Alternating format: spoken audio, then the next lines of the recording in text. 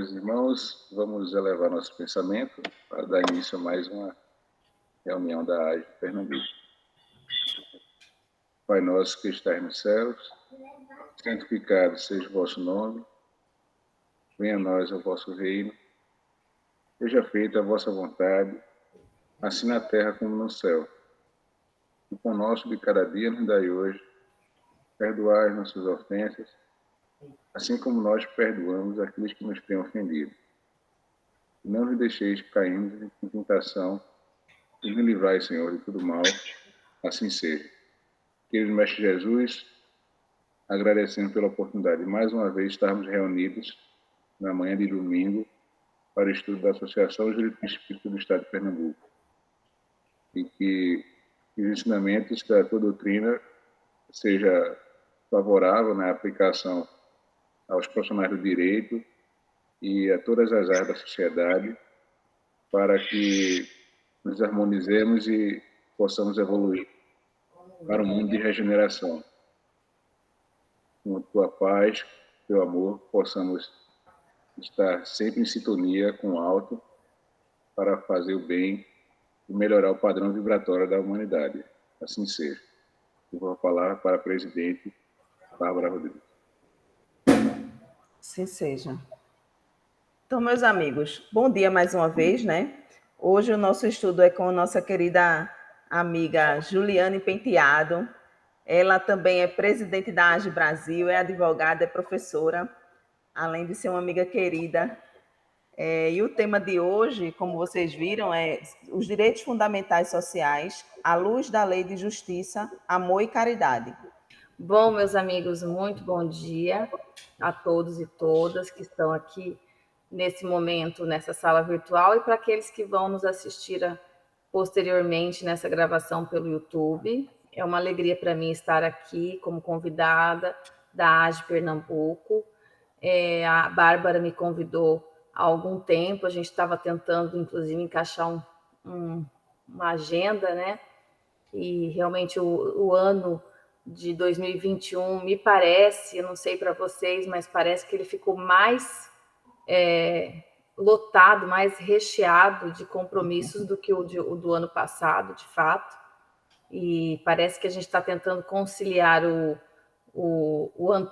a vida antiga com a vida atual, né? Com a vida online, que demanda tudo mais, assim, você pode estar a qualquer momento, mas também a vida do presencial. Então, me parece que esse ano de 2021 ele ficou mais recheado de compromissos e um pouco mais puxado, vamos dizer assim, nas atividades. Então, eu demorei para conseguir encontrar um horário, e quando conseguimos, tivemos que remarcar, né, por conta de fatores climáticos aqui da minha região, falta de energia, internet, e estou feliz aqui de termos conseguido encaixar essa agenda para falar desse tema, que também foi uma troca que eu tive com a Bárbara, e ela mesma sugeriu, que foi em razão de um artigo que eu escrevi na revista Direito e Espiritualidade, que é uma revista que é produzida pela AGE Brasil.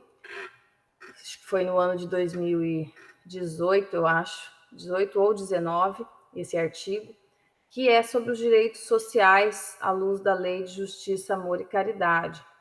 Na época, estava em vias de ser aprovada a PEC 06 de 2019, que se transformou, na verdade, na Emenda Constitucional 103 de 2019, que trouxe a reforma da Previdência.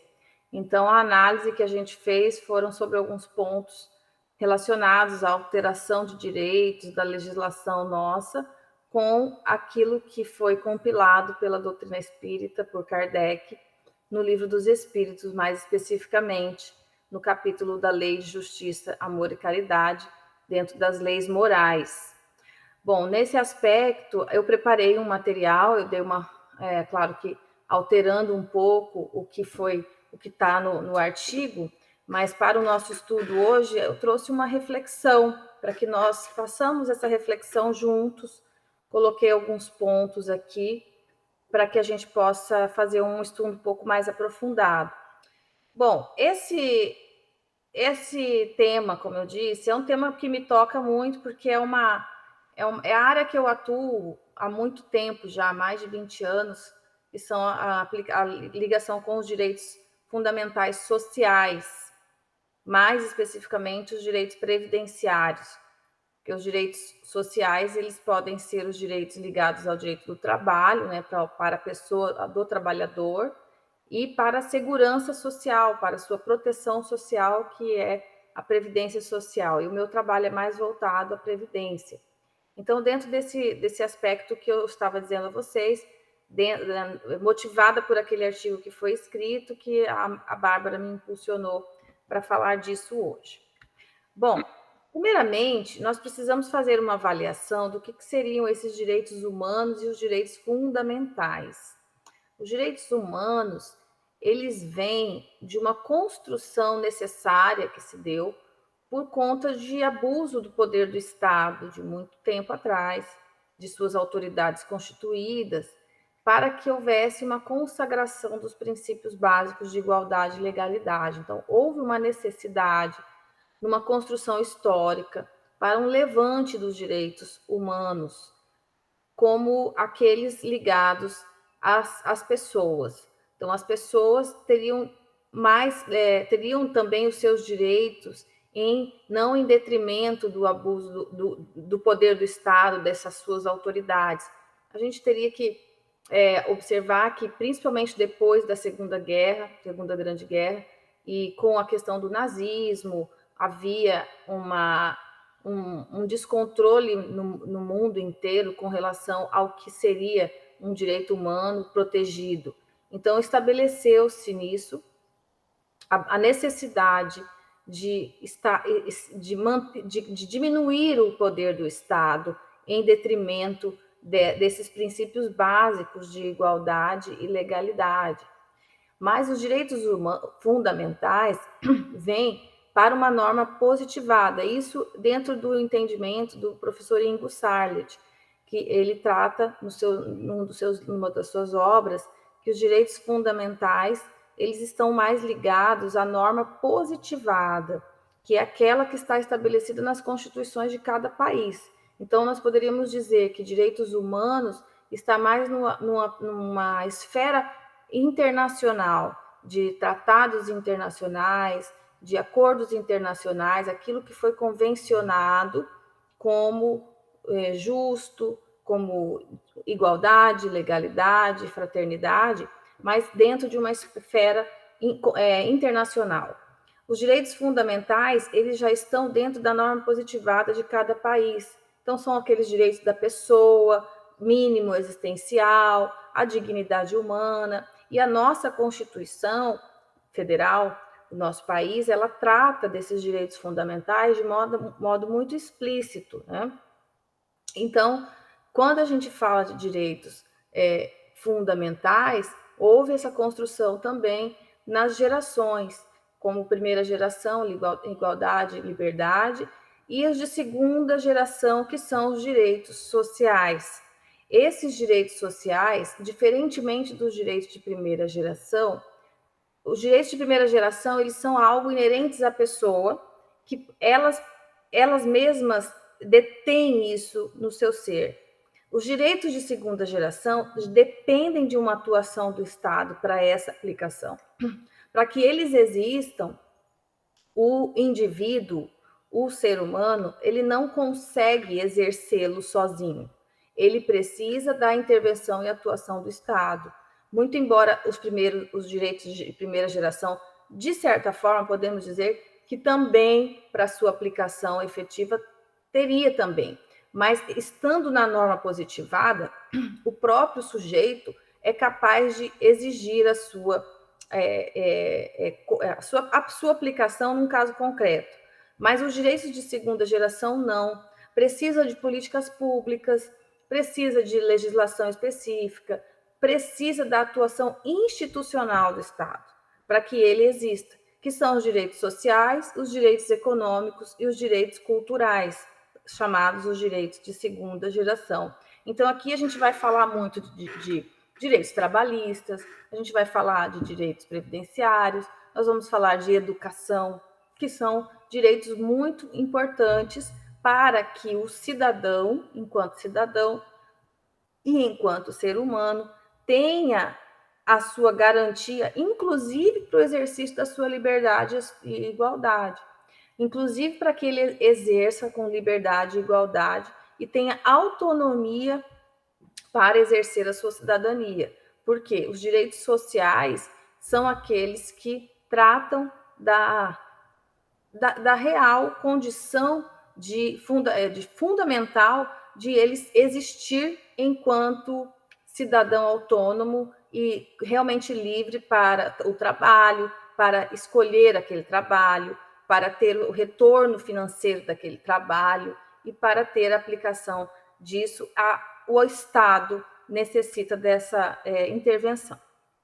E dentro dessa proteção internacional, os direitos sociais no Brasil, a gente tem aqui um panorama em que ele começa com o pós-Segunda Guerra, como eu disse, né? Primeiro vem naquela construção de direitos humanos, a importância de se estabelecer lá em 1948, as Nações Unidas fizeram a Declaração Universal dos Direitos Humanos e estabeleceu-se muito por conta do que aconteceu na Alemanha com o nazismo, um total desequilíbrio da condição humana, um total desequilíbrio do que era o respeito à figura humana, ao outro, ao nosso próximo. Então, diante daquele caos que se instalou e que atingiu vários países, né, numa crescente que muitas pessoas foram mortas, lesadas em várias questões, essa Declaração Universal dos Direitos Humanos, então, traz a condição do ser humano como importante, como ele sendo o protagonista de todo esse universo de direitos. A Convenção Americana sobre os Direitos Humanos, que é o Pacto de São José da Costa Rica, ela também traz importantes fatores sobre direitos humanos e também com relação aos direitos fundamentais. E o Protocolo de São Salvador, de 1988, que estabelece mais especificamente um protocolo facultativo de direitos econômicos, sociais e culturais. Esses são aqueles que o Brasil aderiu enquanto compromissário com esses protocolos. E dentro desse compromisso assumido que o Brasil faz, a nossa Constituição Federal, ela traz essa aplicação do direito interno. Então, nós temos o artigo 4º, por exemplo, e que traz esse princípio de que o Brasil ele deve ter cooperação entre os povos para o progresso da humanidade. Então, o Brasil ele tem na sua Constituição Federal, na República Federativa, a condição, esse compromisso de cooperar com o progresso da humanidade através dessas relações internacionais. Isso é algo que é permitido no nosso ordenamento e está positivado na Carta Magna do nosso país. E o artigo 5º, no parágrafo 2º, também expressa os direitos e garantias da Constituição, que não excluem outros decorrentes do regime, dos princípios por ela adotados ou dos tratados internacionais em que a República seja parte. Ou seja, os tratados em que o Brasil é parte, eles também são direitos e garantias que devem ser preservados dentro do nosso território. E o parágrafo 3º, já coloca os tratados e convenções internacionais que forem aprovados como equivalentes a emendas constitucionais. E nós temos esses protocolos como aqueles enquadrados como emendas constitucionais, ou seja, eles fazem parte do nosso conteúdo constitucional e devem ser vistos em caráter, com natureza constitucional. Por que é importante a gente entender isso? Porque todos esses pontos são compromissos assumidos, mas não apenas compromissos a gente chama de soft law, né? Em que há um compromisso sem caráter institucional e de legislação. Esses protocolos, eles têm caráter de emenda constitucional. Então, aqueles que estiverem em 2 turnos por 3/5 dos votos dos respectivos membros, eles sendo aprovados, eles terão esse caráter. Ou seja, está dentro da nossa norma positivada, dentro do nosso caráter de soberania, ele é inserido no nosso ordenamento constitucional. E aí, a própria Constituição Federal traz também o artigo 193, que é um artigo muito importante quando se trata de direitos sociais, e a gente gosta muito de trabalhar ele. Ele é muito pequeno, mas ele traz a ordem social, tem como base o primado do trabalho e como objetivo o bem-estar e a justiça sociais. Vejam que esse estado do bem-estar social, ele vem da política do welfare state, que foi a política em que o Estado vai usar de todo a sua estrutura para trazer o bem-estar social e a justiça social. Então, o Brasil tem na sua Constituição esse primado. A origem de toda a construção da legislação a partir daí, em se tratando de direitos sociais fundamentais, é o bem-estar e a justiça social. Vejam que isso está estabelecido na nossa Constituição Federal de 1988. É importante entender o histórico de como que a gente veio parar com essa terminologia, porque a nossa previsão de legislação previdenciária, ela se pauta no princípio mais importante, que é o princípio da solidariedade. O estado do bem-estar social, ele é uma convenção escolhida pelo Brasil para o exercício dessa ordem social. Ele vem desse princípio da solidariedade, é o que justifica, por exemplo, quando nós pagamos uma contribuição previdenciária, a gente continua pagando contribuição previdenciária mesmo após uma aposentadoria, por exemplo. Ah, mas não é justo para mim. Talvez não seja justo para você, mas você está contribuindo em razão do princípio da solidariedade. Eu já estou aposentado, mas se eu voltar a trabalhar, eu devo continuar. Por quê? Porque a base de cálculo, o fato gerador para incidir uma contribuição previdenciária é o trabalho. E isso vem em razão do quê? Da política de Estado do bem-estar social. Essa é uma política de Estado, não é política de governo. Por quê? Porque está na Constituição Federal. Então, independe de governo, isso está dentro do no nosso normativo constitucional, que é o princípio da solidariedade, pelo menos na origem, né? Ou seja, eu pago para que aquela coletividade possa continuar usufruindo, uma vez que eu voltei a trabalhar. Claro que a gente tem diferenciações entre servidor público e regime privado, mas a gente fala mais para frente. Mas o que é importante a gente dizer aqui? Foi inserido recentemente até pela emenda constitucional 108 de 2020, ano passado, que esse parágrafo único: o Estado exercerá a função de planejamento das políticas públicas, ou políticas sociais, assegurada, na forma da lei, a participação da sociedade nos processos de formulação, monitoramento, controle e avaliação dessas políticas. Olha só, isso aqui é extremamente importante, porque o Estado ele se compromete de forma categórica ao planejamento dessas políticas sociais para que a sociedade participe. Bom, quando a gente fala de lei de justiça, amor e caridade, entrando agora no capítulo do Livro dos Espíritos, e Kardec, veja que ele não colocou só lei de justiça, ele não fez separado. Quando ele compila, quando ele codifica as perguntas que ele direcionava aos espíritos e que acabou-se na concretização do Livro dos Espíritos, ele não divide o que é lei de justiça, o que é lei de amor e o que é lei de caridade. Ele colocou tudo num capítulo só. E isso vem da didática pedagógica do Kardec, como professor, como estudioso, como alguém que sabia entender o que vieram das respostas das perguntas que ele, referente às perguntas que ele direcionou também de forma muito didática, muito pedagógica.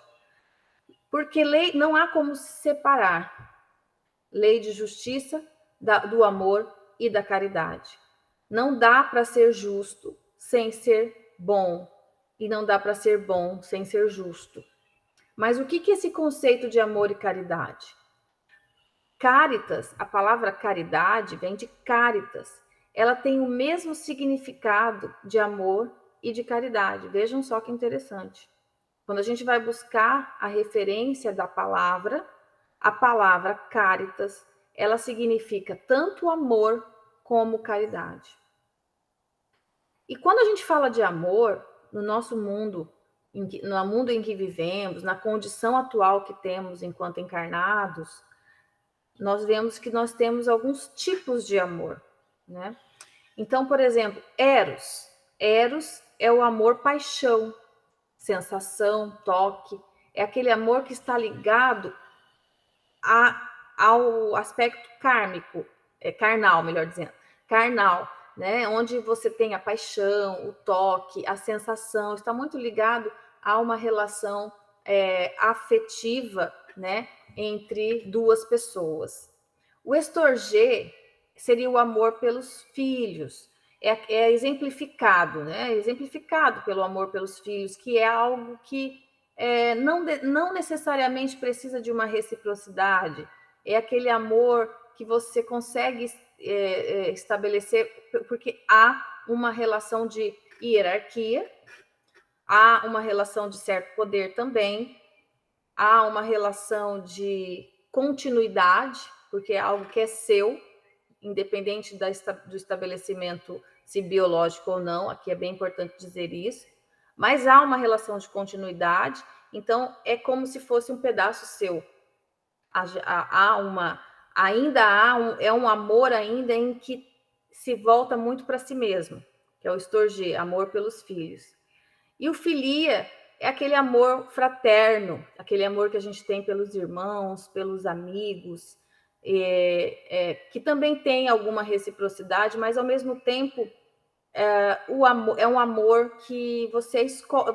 O amigo é o irmão que a gente escolhe, né? E que há uma afinidade.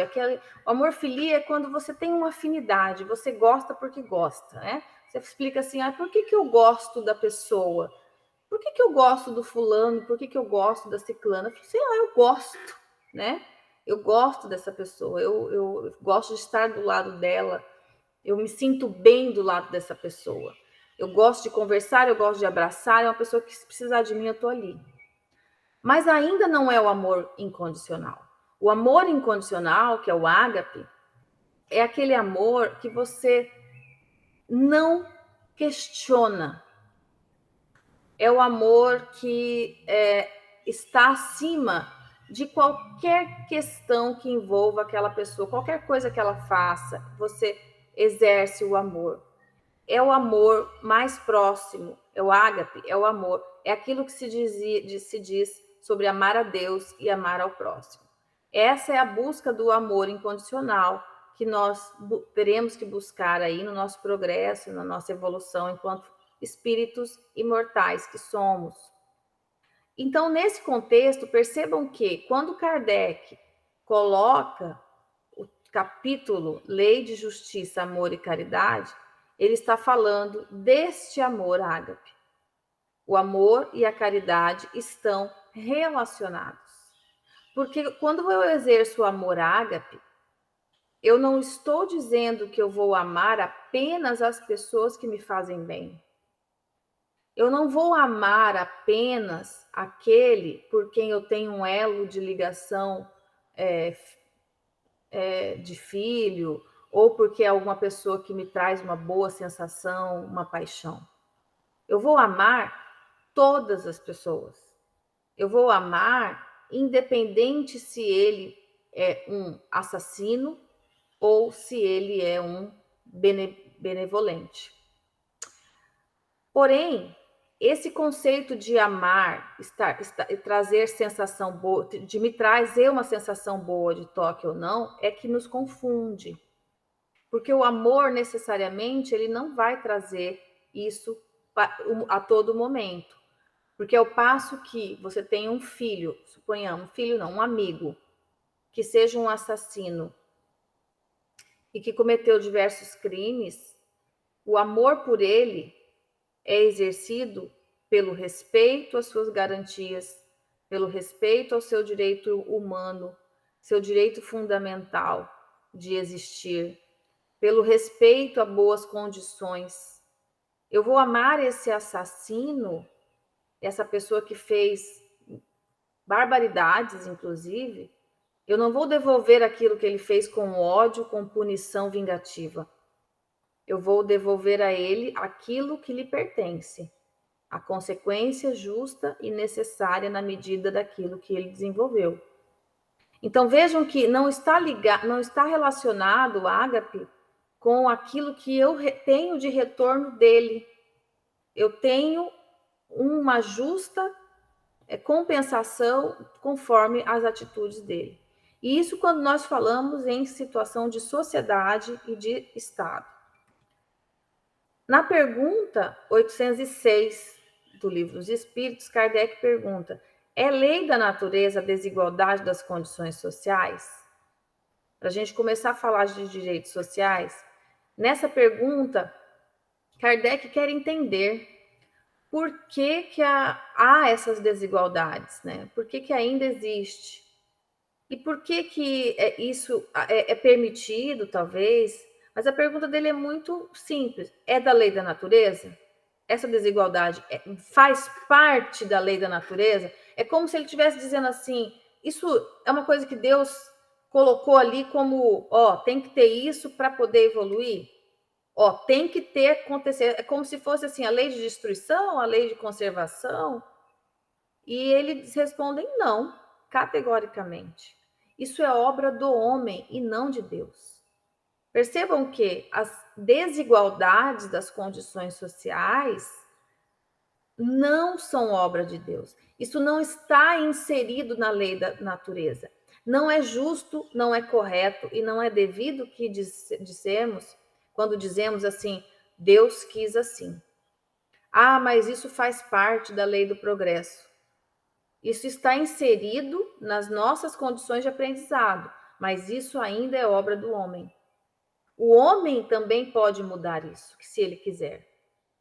Então, na verdade, o que acontece nas desigualdades sociais é obra do homem em progresso e que ainda não conseguiu se desfazer do seu orgulho, da sua vaidade, do seu egoísmo, enquanto sociedade.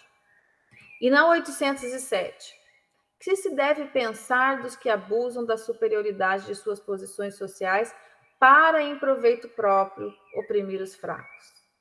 Merecem anátema. Ai deles, serão a seu turno oprimidos, renascerão numa existência em que terão de sofrer tudo o que tiverem feito sofrer aos outros. Então, isso vale para a nossa vida pessoal, mas também vale para o nosso papel enquanto sociedade civil. Lembra que nós falamos ali no parágrafo, no artigo 193, da ordem social, do estado do bem-estar social, da justiça social. Justiça social para que a lei de amor e caridade possam se estabelecer, para que haja realmente uma menor desigualdade social. Isso está no Livro dos Espíritos. É uma pergunta de Kardec, quando na França ele via essa miséria ainda em volta dele. Ele era um homem que também praticava caridade material, não só a caridade no sentido amplo, né? No sentido de palavra, de se manifestar, mas a caridade material ele também praticava no sentido de dar aos pobres, né? Levar alimentos, dar alimentos na porta de sua casa, que é algo que a gente pensa e a gente trabalha muito no espiritismo, Nós fazemos muito isso, né?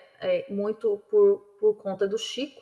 Chico Xavier veio com essa missão de desenvolver o espiritismo para o lado da caridade, para que a gente não fique só na filosofia, para que a gente exerça, pratique de fato o espiritismo nas nossas vidas. Ele é o maior exemplo de espírita que já passou, na minha opinião, nesse planeta.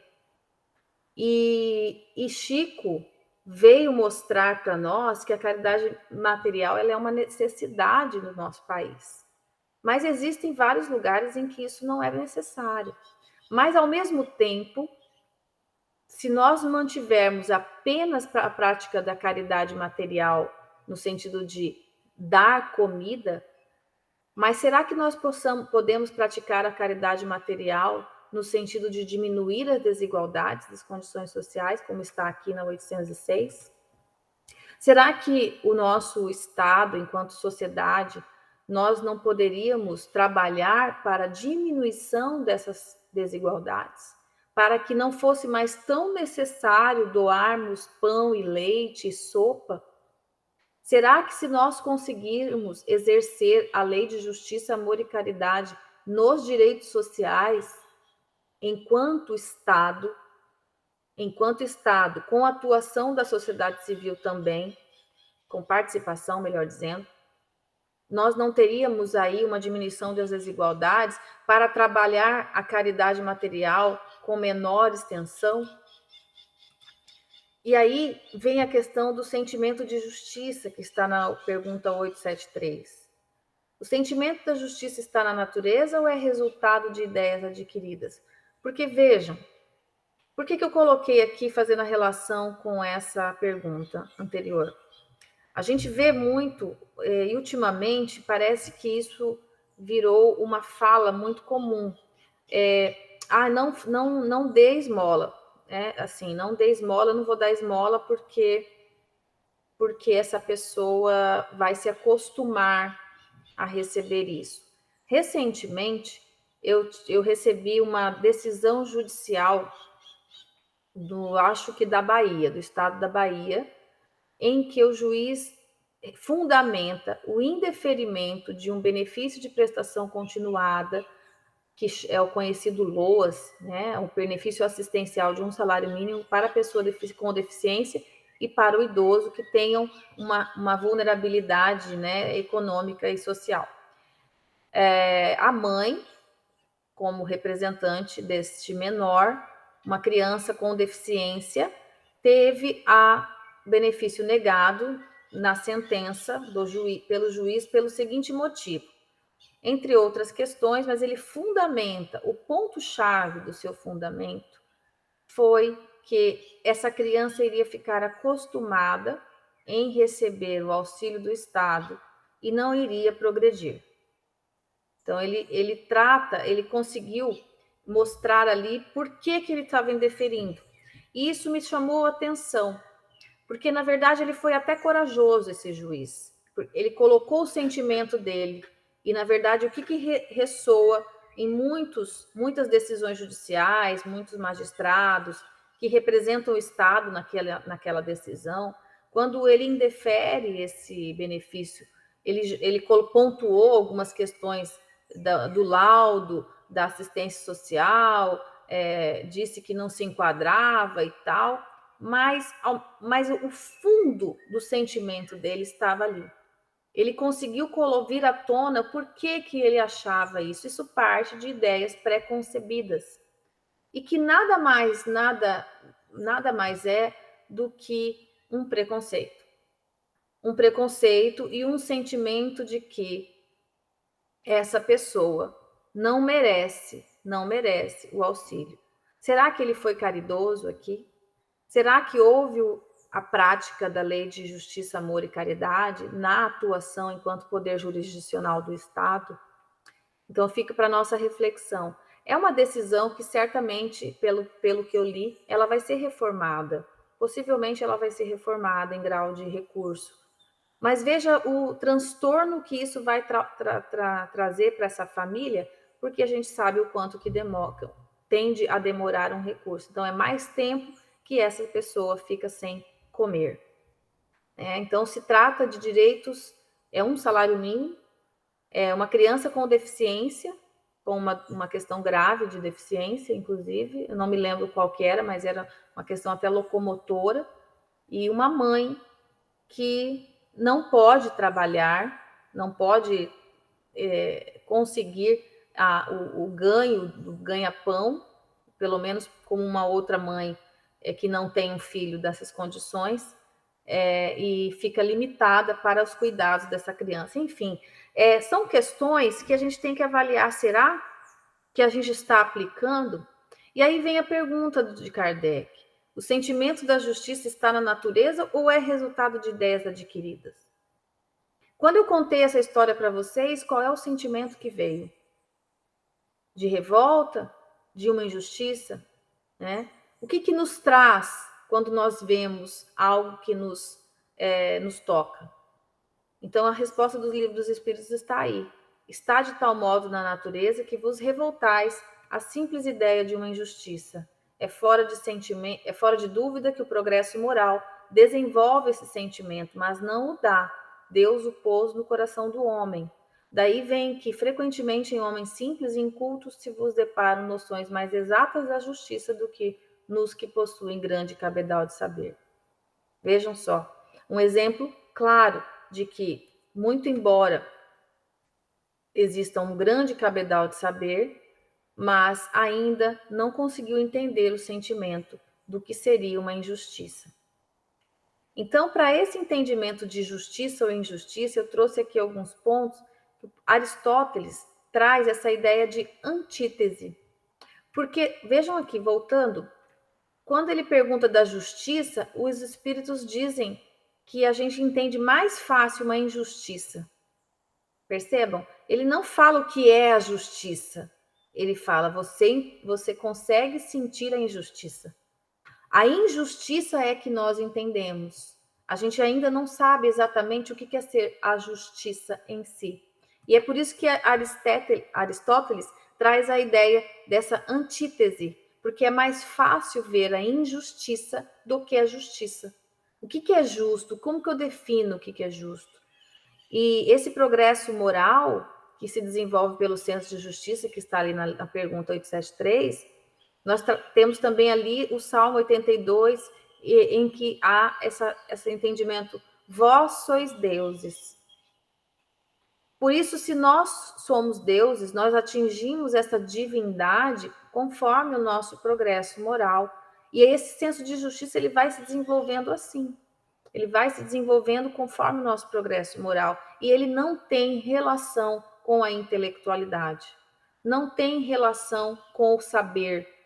Mas é claro que quanto mais a gente entende as coisas, mais a gente compreende as origens das palavras, mais fácil é entender a injustiça e a própria justiça. Então, esse sentimento inato, ele existe porque nós somos dessas criaturas e podemos aprender.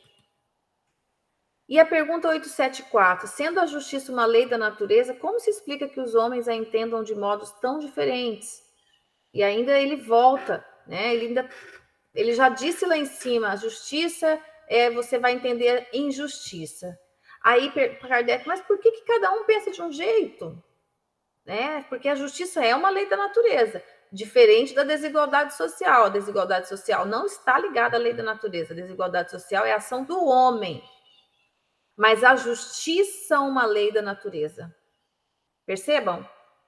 A justiça é uma lei da natureza. A desigualdade social, não. A desigualdade social é pura ação desequilibrada do homem. Nós temos uma concentração de riqueza no mundo inacreditável. Pessoas que moram em ilhas, pessoas que moram em mansões. Esses dias eu busco minha filha na escola que ela estuda, não é muito longe de onde eu moro.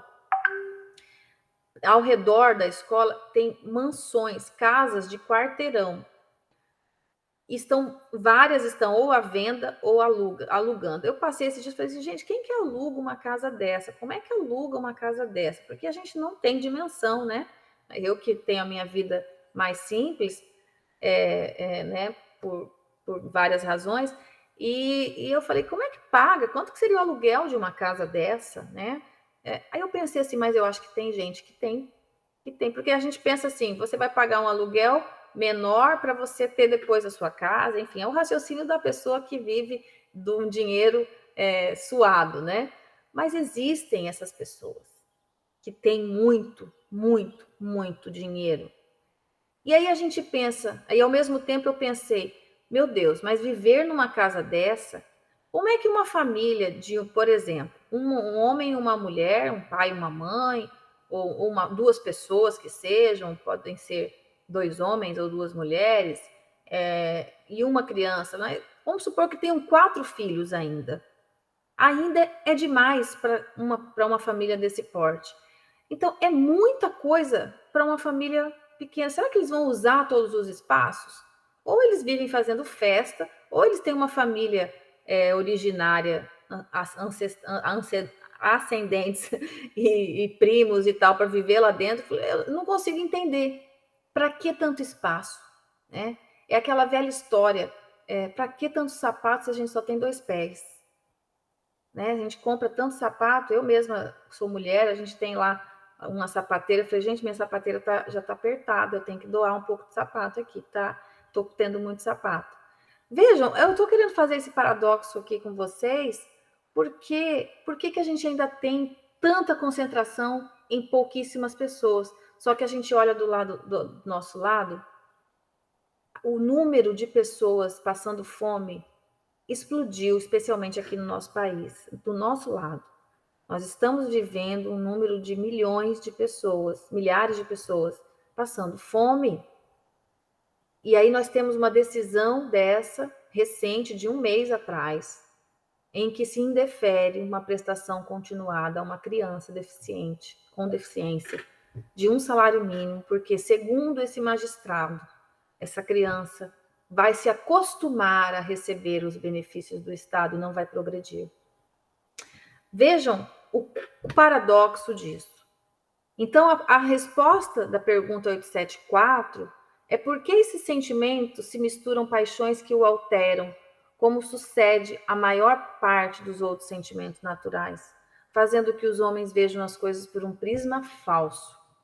São as paixões, são os sentimentos que estão envolvidos por conta de preconceitos, orgulho, muitas vezes o egoísmo.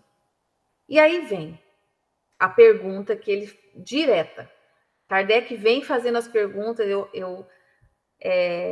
sempre que eu falo desse tema, eu fico impressionada, cada vez mais impressionada com a sabedoria do Kardec, porque realmente ele a perspicácia, porque os espíritos eram às vezes monossilábicos, né? Os espíritos respondiam às vezes de forma muito taxativa, mas ele reperguntava até ficar bem claro para ele e para todos nós que estamos aqui estudando.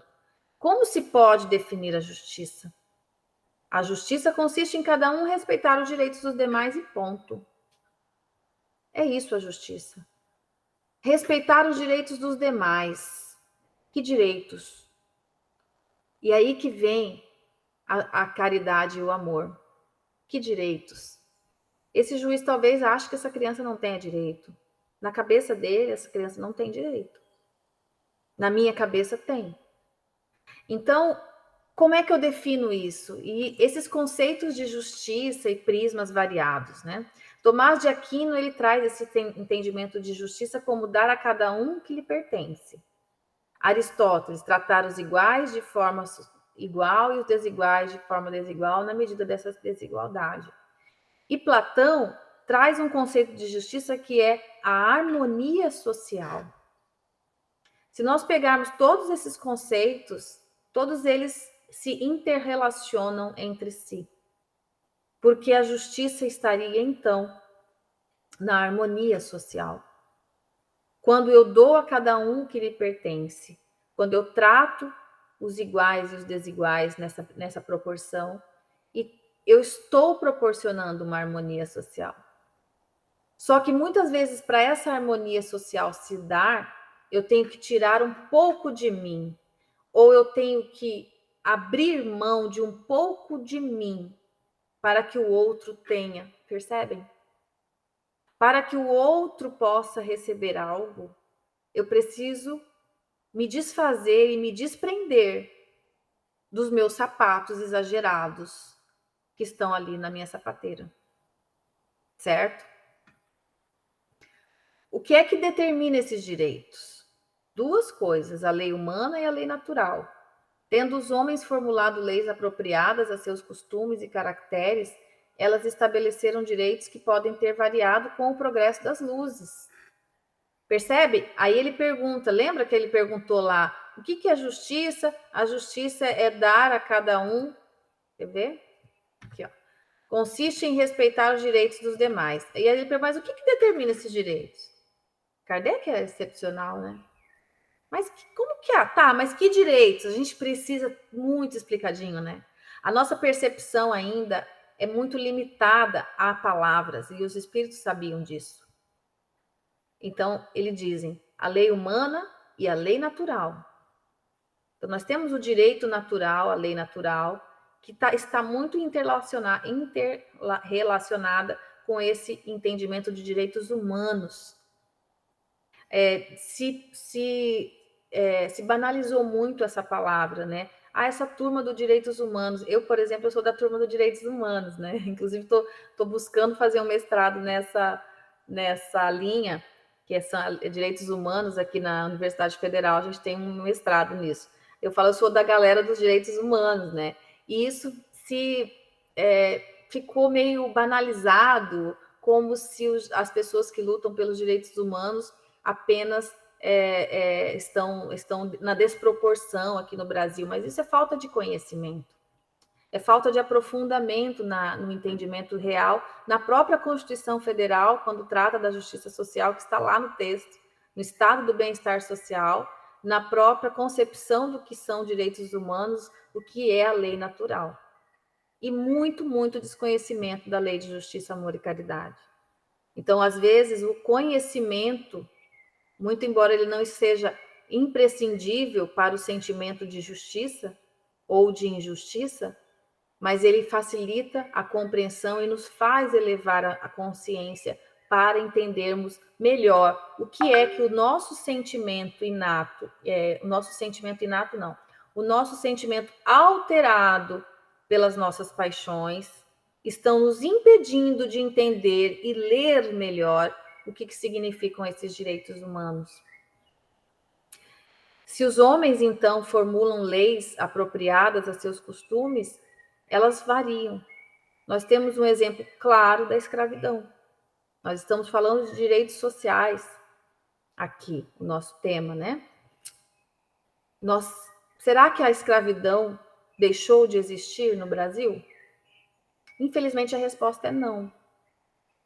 Uma vez que não temos a escravidão tal qual ela existia, onde era algo declarado, pessoas eram propriedade pela sua cor, e elas eram consideradas propriedade. O Brasil foi o último país a lançar a Lei Áurea de liberdade para os escravos, mas os colocou na rua sem qualquer auxílio do Estado, nenhuma política de encaminhamento dessas pessoas a algum local, simplesmente os jogou na rua. Essas pessoas passaram fome e passaram a se submeter a trabalhos tal qual a escravidão, mediante comida, mediante um asilo, um lugar para dormir, se submetendo, inclusive, a continuarem sendo tratados como escravos. Será que nós paramos com isso? Será que isso não existe? Quando nós temos uma legislação onde o Estado começa a se retornar ao passado, num evidente retrocesso social, em que ele altera a legislação trabalhista, altera a legislação previdenciária, estabelecendo que as pessoas devem trabalhar mais tempo para receber menos do que era antigamente. Quando estabelece que as pessoas podem trabalhar por horas sem ter registro ou tendo um registro limitado a menos que o salário mínimo. Quando estabelece que essas pessoas por si só devem fazer a sua contribuição previdenciária, será que elas vão fazer? Será que elas vão ter dinheiro para isso? Quando se traz a uberização do trabalho, estimulando as pessoas a dizerem assim: ah, você pode empreender, vá, levanta-te e anda, meu trabalhador. Você vai empreender. Olha, você pode ser Uber, você pode ser entregador, você pode ser isso ou aquilo. Mas a que preço? Sem vínculo de trabalho, sem apoio estatal. Se a moto dele, se ele sofre um acidente de trânsito, quem que vai pagar pela moto dele para ele continuar trabalhando? Se ele ganha muito pouco para manter esse trabalho exaustivo. Ele vai ter dinheiro para pagar uma previdência social? Ele vai conseguir separar para ter se ele tiver um acidente, ficar acidentado, ter um afastamento justo e legítimo? Percebem como a intervenção estatal ela está muito relacionada aos direitos sociais? Se não houver uma intervenção estatal para a aplicação efetiva dos direitos sociais, eles não vão existir, eles só estarão no papel. Nem sempre, pois, é acorde com a justiça o direito que os homens estabelecem. Ademais, este direito regula apenas algumas relações sociais, quando é certo que na vida particular há uma imensidade de atos unicamente da alçada do Tribunal da Consciência. Esses dias eu atendi uma pessoa, uma mulher, no meu escritório, que ela estava com algumas dúvidas com relação à sua aposentadoria futura, porque o patrão que ela trabalha, ela já está há 26 anos trabalhando com essa pessoa como secretária de um médico, e ele registra com um salário mínimo. E ela pensou assim, eu quero ver se eu pago a diferença, posso pagar a diferença? Eu falei assim, olha, só se você tiver uma atividade remunerada à parte, você tem? A única coisa que eu tenho é eu sou síndica de condomínio, eu ganho mais um salário mínimo. Eu falei, então, sobre esse valor você pode pagar. Mas ela disse, não, mas eu quero pagar mais, porque o patrão dela paga limitado ao teto. Ela recebe 6 mil reais, mas ele só registra um salário mínimo para pagar menos contribuição previdenciária. E FGTS, entre os encargos, né, da folha de pagamento. E aí ela disse, então não tem jeito. Falei, por que você não conversa com o seu patrão?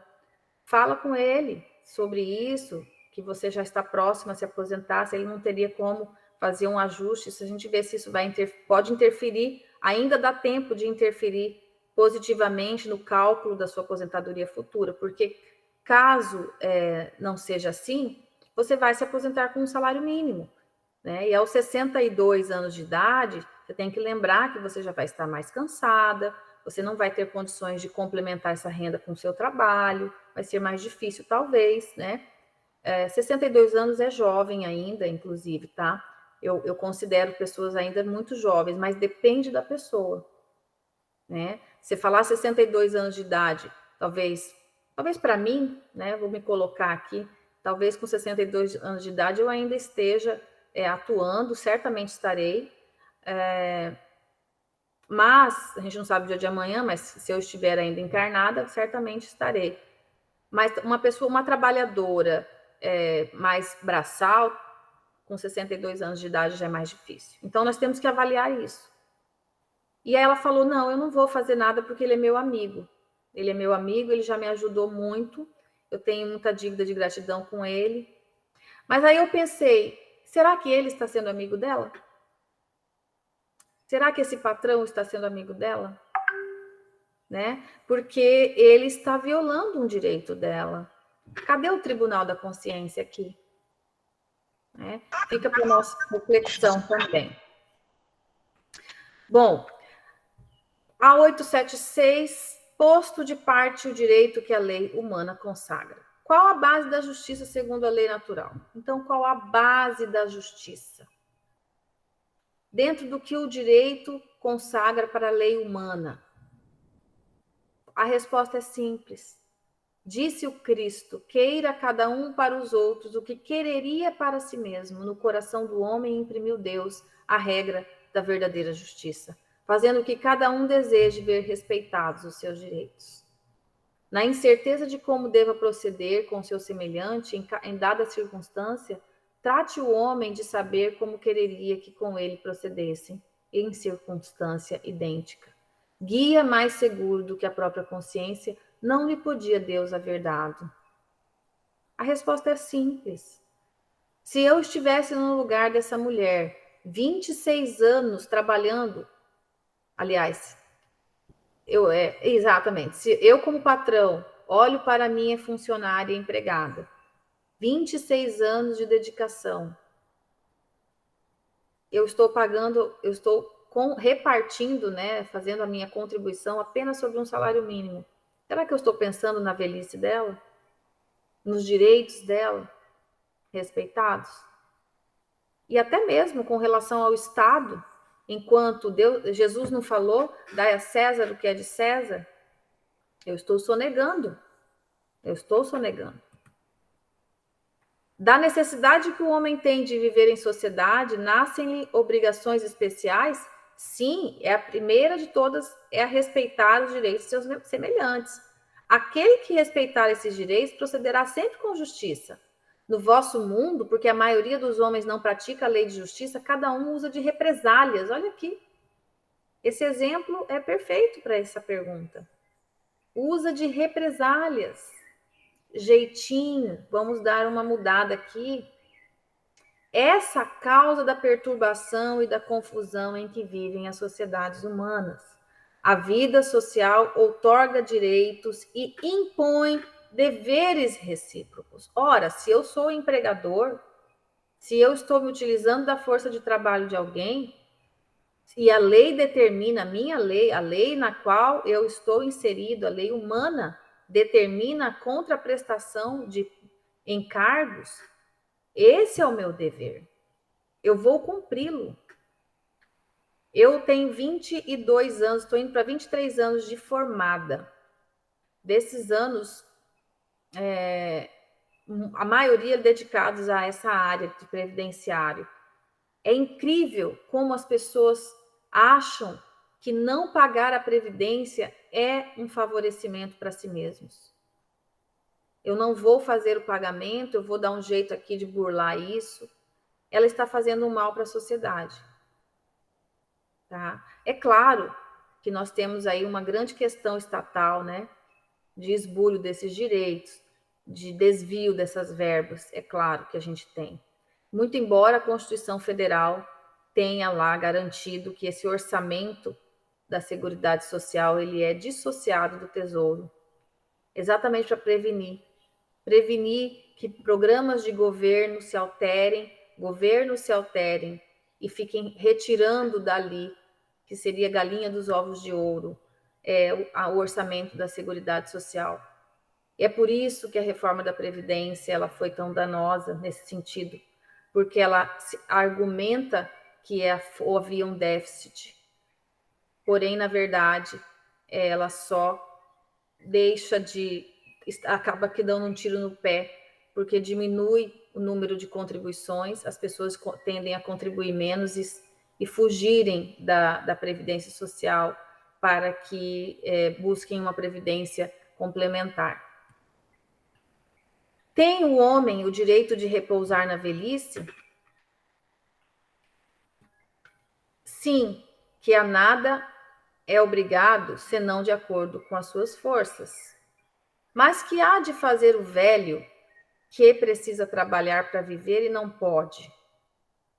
O forte deve trabalhar para o fraco, não tendo este família, a sociedade deve fazer as vezes desta. É a lei de caridade.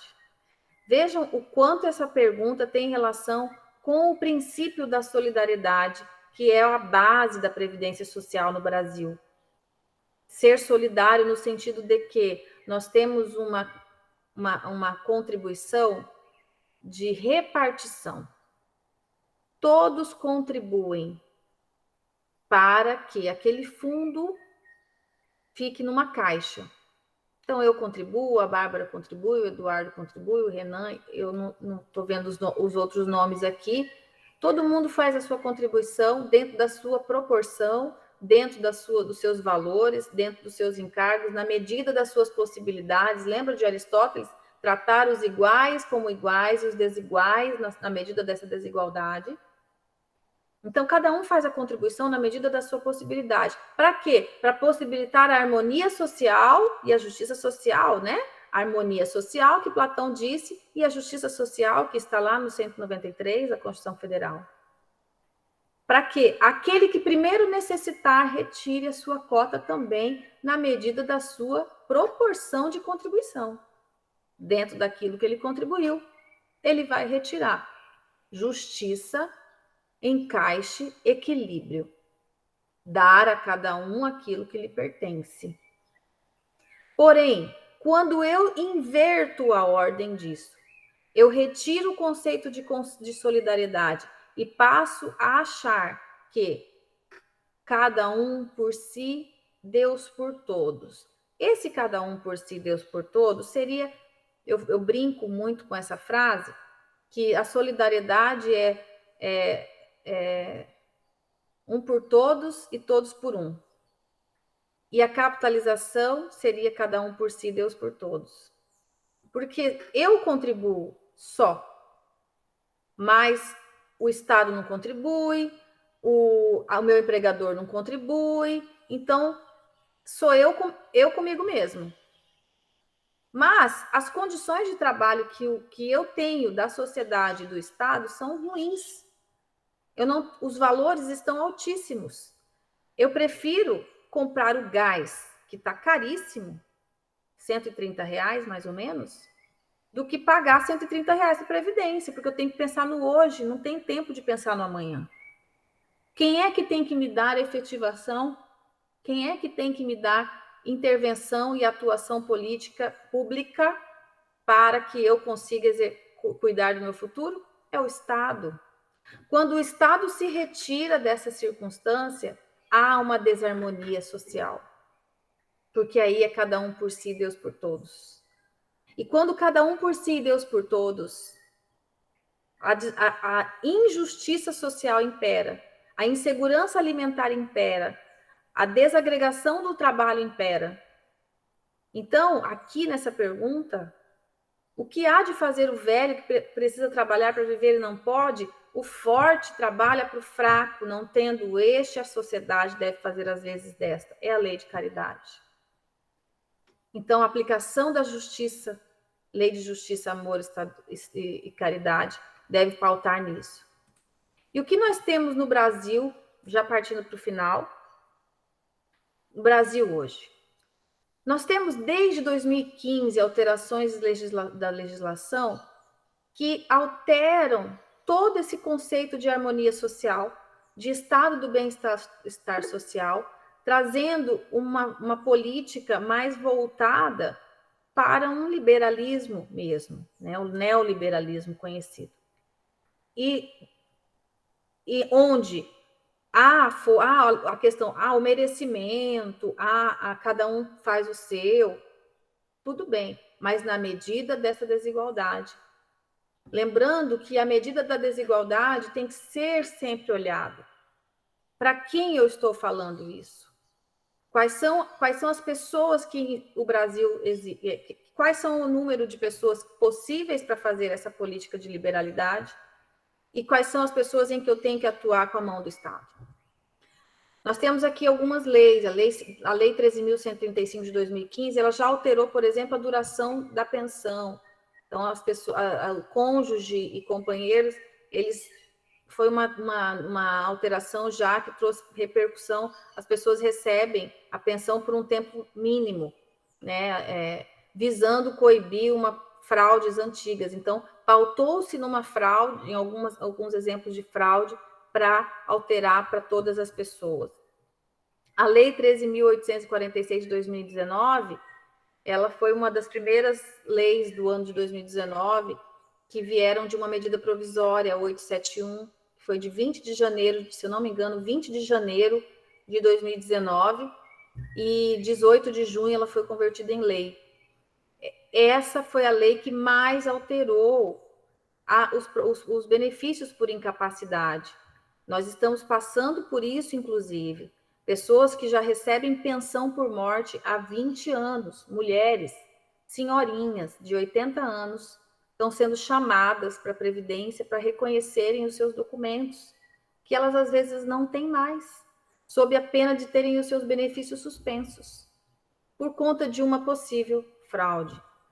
A alteração para o auxílio reclusão, por exemplo, que agora, para ter direito ao auxílio reclusão, ele tem que comprovar 24 meses de contribuição relacionadas à carência, sendo que para todos os outros benefícios, os benefícios por incapacidade são de 12 meses. Isso reflete aí um preconceito com essa categoria, né? Essas pessoas que são presas e que não é para elas esse benefício é para os seus dependentes.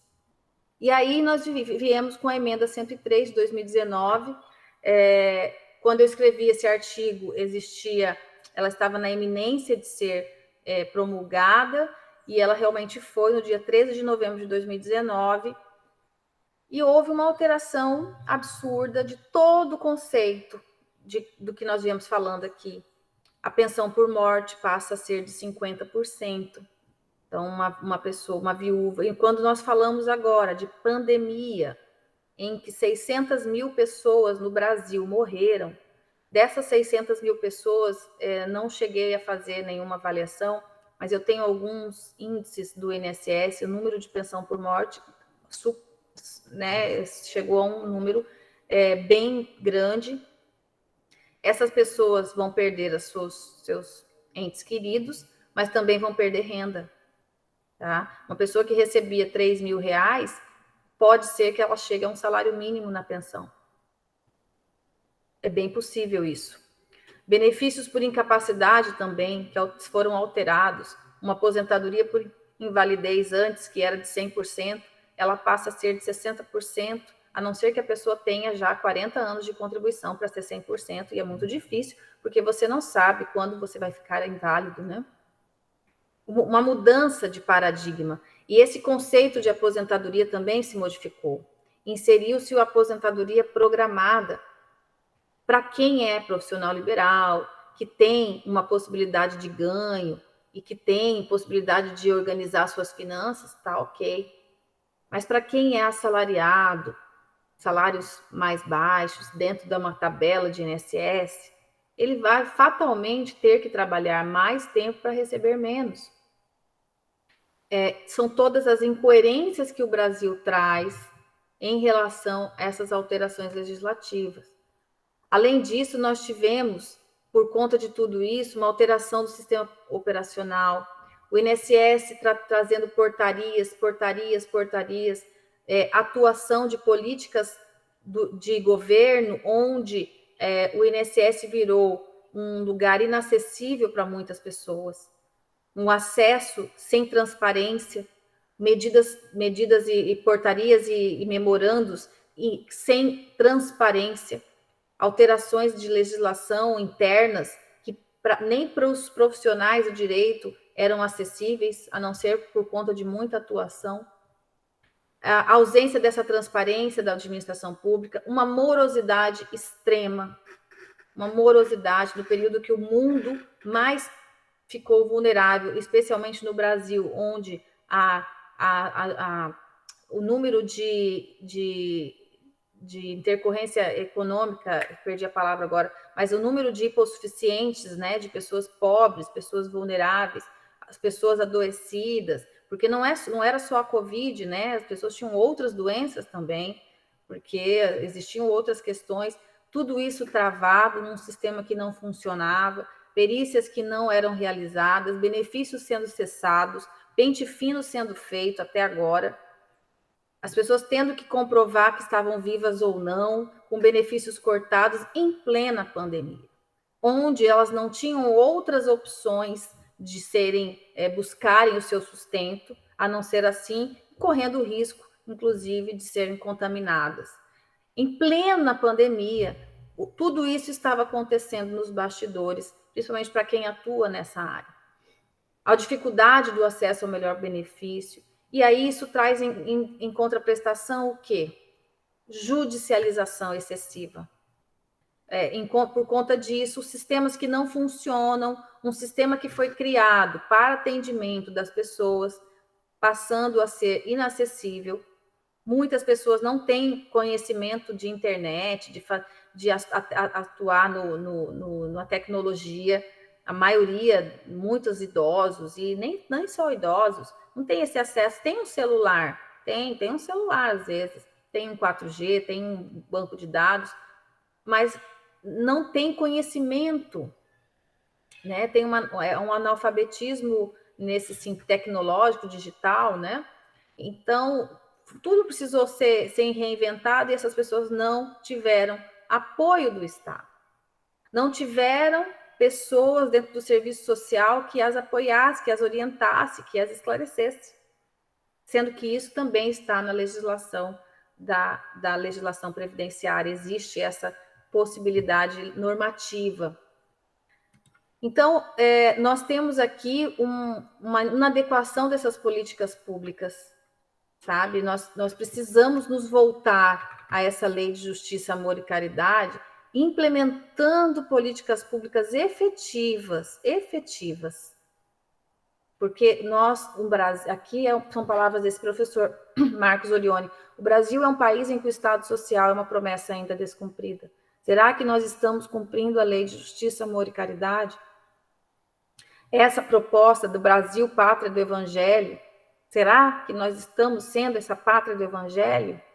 Será que nós estamos exercendo a pátria do Evangelho, o Evangelho dentro da nossa pátria de verdade, com uma política, com uma ausência de políticas públicas efetivas para essa aplicação de justiça, amor e caridade? Como nós vamos evoluir se nós estagnarmos num retrocesso social? Como nós teremos uma justiça efetiva, uma justiça social sem a harmonia social, sem dar ao outro aquilo que ele lhe pertence e que ele tem direito? E aí eu trago aqui algumas fotos de clientes meus.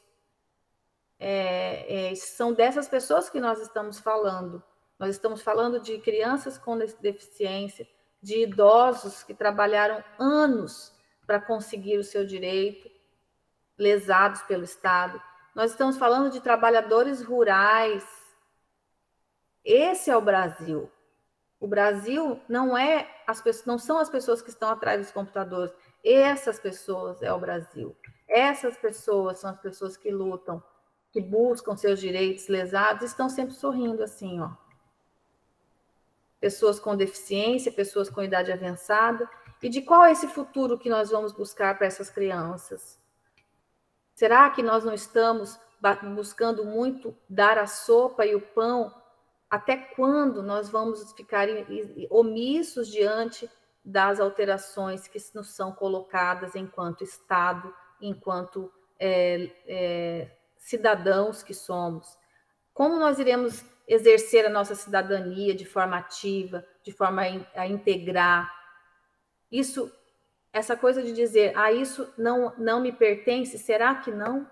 Será que nós, enquanto espíritas, não temos que nos inserir melhor nesse entendimento, nessa compreensão, para emanciparmos essa questão da crise na desigualdade social e não ficarmos apenas dando ali aquele pão todo dia, mantermos essa vida?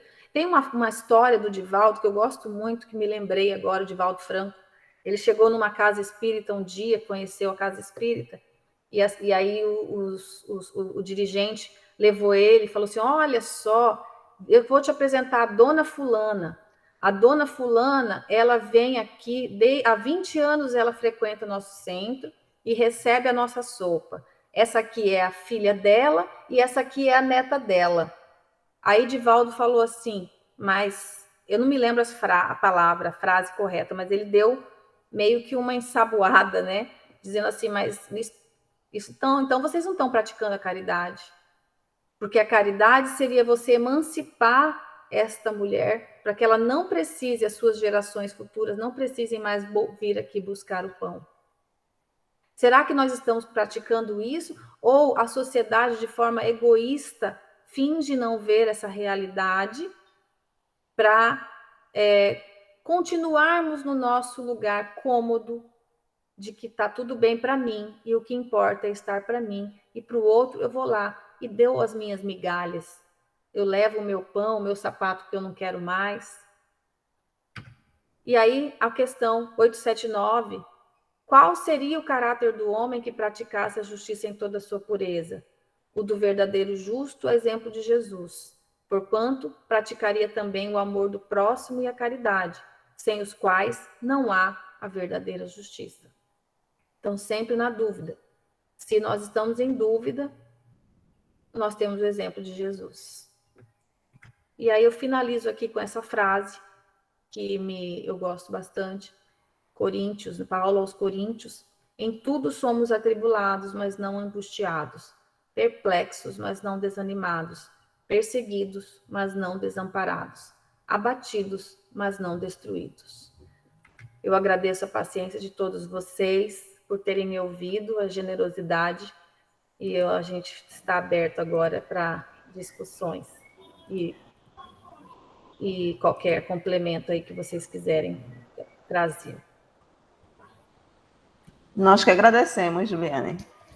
Muito obrigada pela excelente explanação. Me emocionei aqui por diversas vezes e fiquei assim também muito reflexiva, né? Pensando assim nas coisas que eu também preciso fazer, né, para colaborar com a nossa sociedade. Eu queria saber se alguém tem alguma pergunta, algum comentário.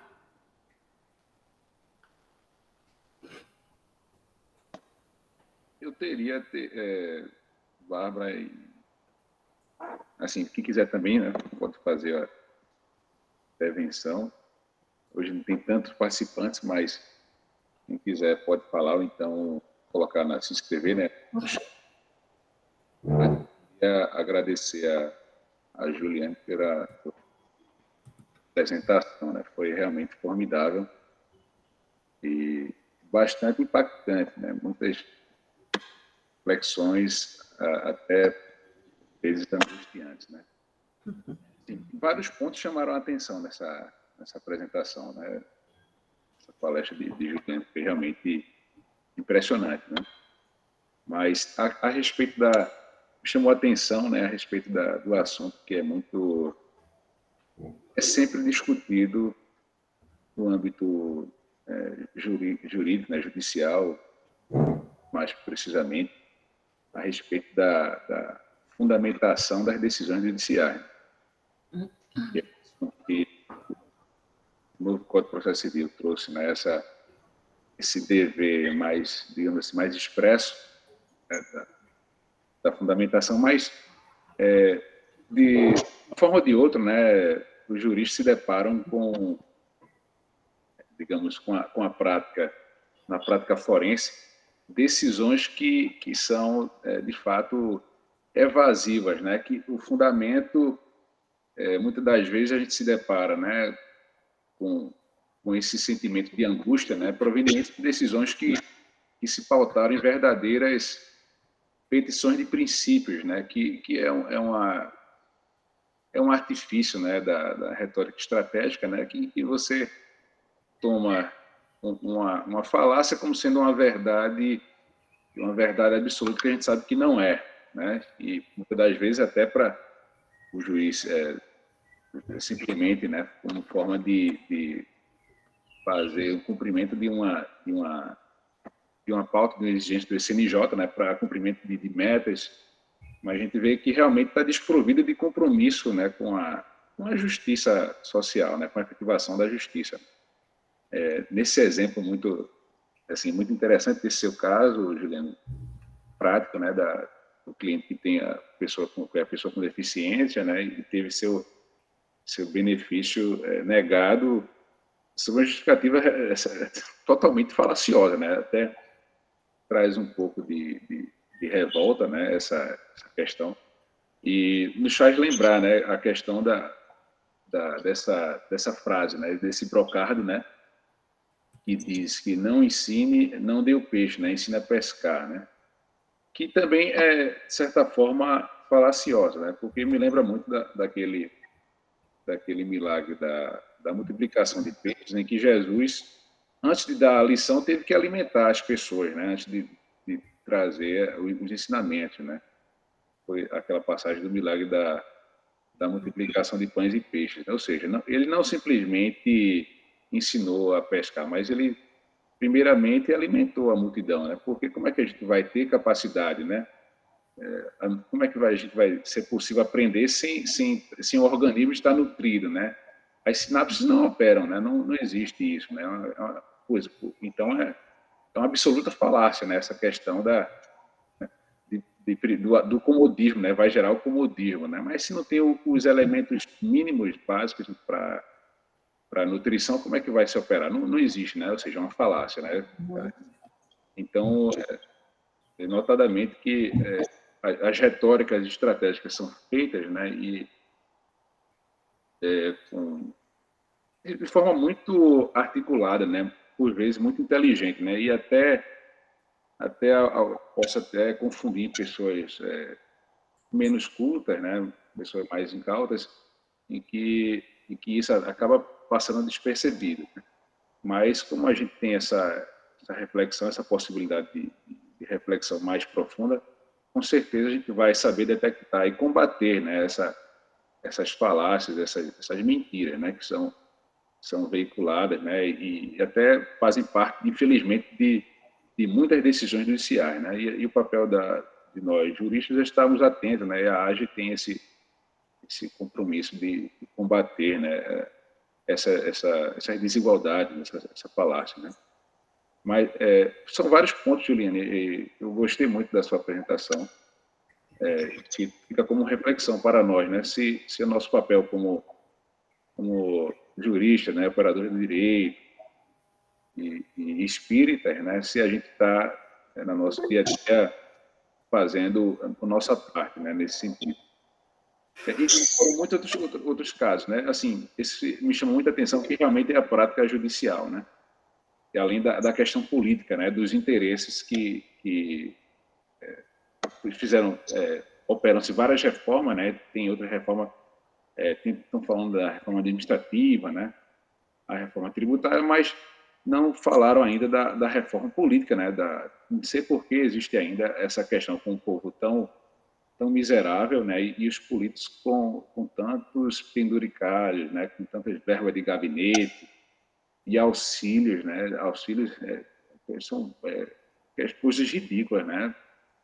Auxílio paletó, auxílio combustível, né? Enfim, são coisas que não têm lógica, né? Não tem cabimento, né? Na sociedade ainda ter isso, né? Ou seja, ainda estamos num período de expiações e provas por conta disso, dessas questões que não tem a menor razão de ser.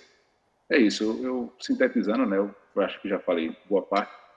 Eu vi que Núbia levantou a mão, né? Núbia que é da área previdenciarista, né? Da sua área, né? Não é da minha área propriamente, mas está essa reflexão. Obrigada.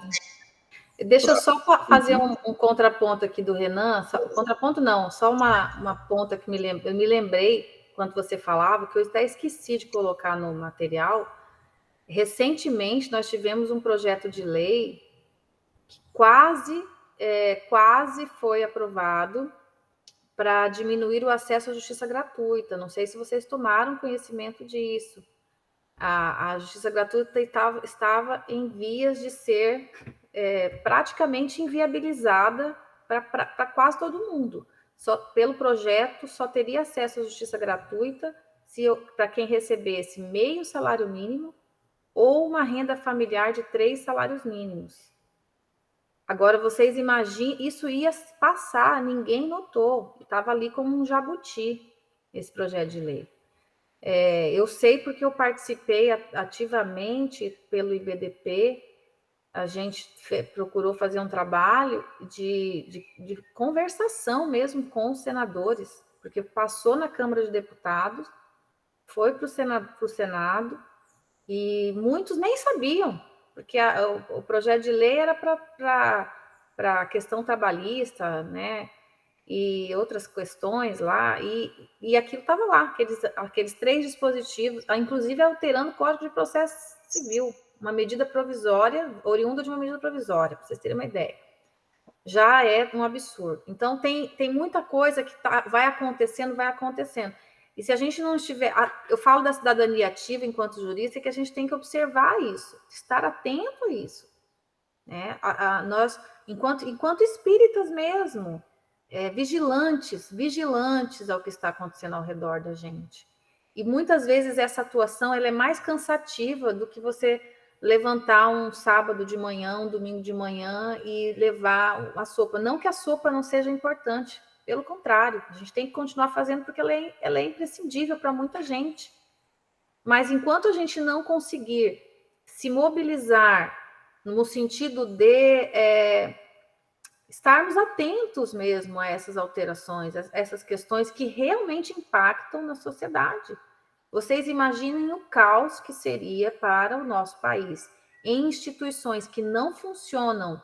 Nós não temos instituições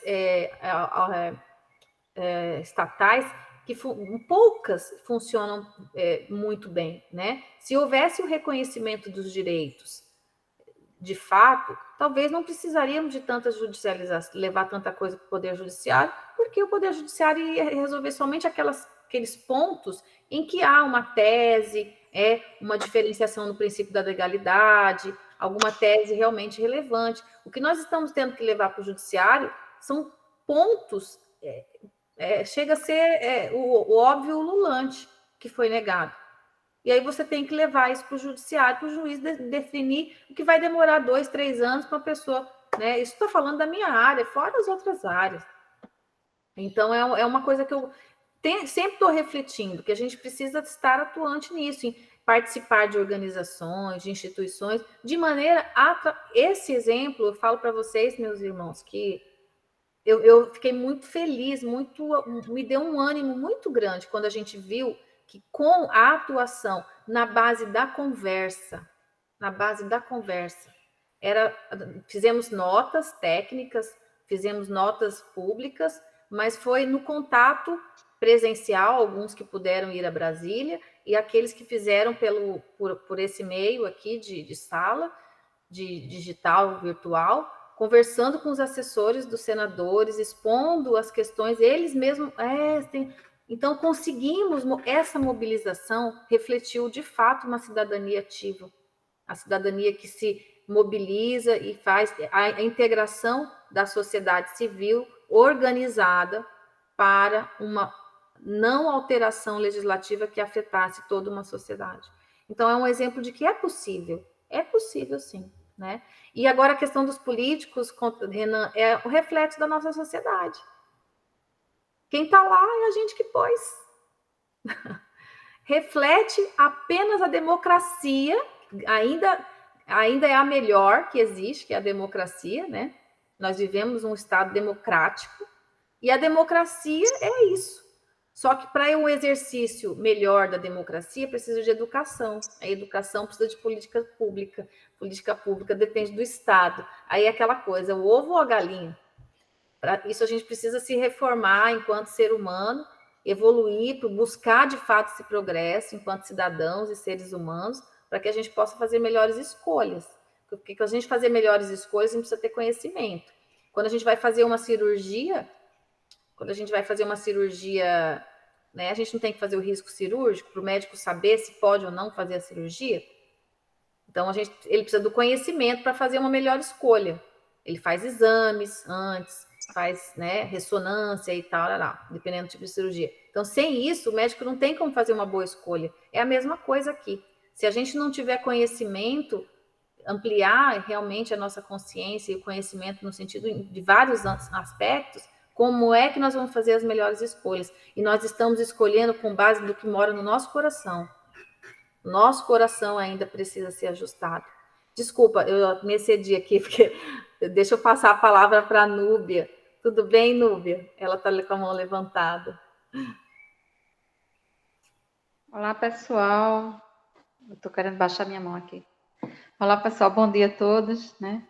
Primeiramente, parabéns aí, Juliana, pela partilha aqui conosco, né? Tinha até um pouco de dúvida, eu perguntei a Bárbara, né? Mas Juliana é nossa colega do IBDP, eu represento o IBDP aqui em Pernambuco, junto com o Eliseu, né? E com o Gabriel Guaraná. Assim, tem algumas coisas interessantíssimas, Juliana, da tua fala, que, assim, associada com a do Renan, eu acho que não dá para a gente realmente dissociar, e aí você falou realmente da questão mais focada no direito previdenciário, como uma essência realmente do direito fundamental, direito social, né? E o compromisso, sobretudo, de nós que integramos assim esse aspecto também, não só do jurídico, mas o compromisso também de ter esse vínculo aí com essa conduta espírita de promover bem e buscar justiça, né? Enquanto você falava, eu lembrava também de casos práticos, né, que como é desafiador a gente tentar e a gente buscar fazer justiça social dentro daquilo que até a prática, que a doutrina espírita também busca promover. E eu lembrava aqui, enquanto você falava, também de 2 casos assim emblemáticos, né, que eu costumo ver frequentemente na minha prática, né? Eu já vi, eu tenho certeza que também você, Juliane, mas veja só, eu já vi algumas vezes em julgados, né? Por exemplo, de segurado especial, em que a gente sabe quais são os critérios ali para promover aquele direito, quais são os requisitos essenciais para aquele direito, e aí vem certo magistrado diz assim, dentro das provas aqui, eu vejo que a pessoa tem uma moto, tem uma televisão tela plana, né? Quer dizer, faz um auto-julgamento seu, quando a lei, em canto nenhum, prevê essa hipótese, né, de que esteja vinculado a isso, a concessão daquele benefício, porque é um direito, não é uma caridade.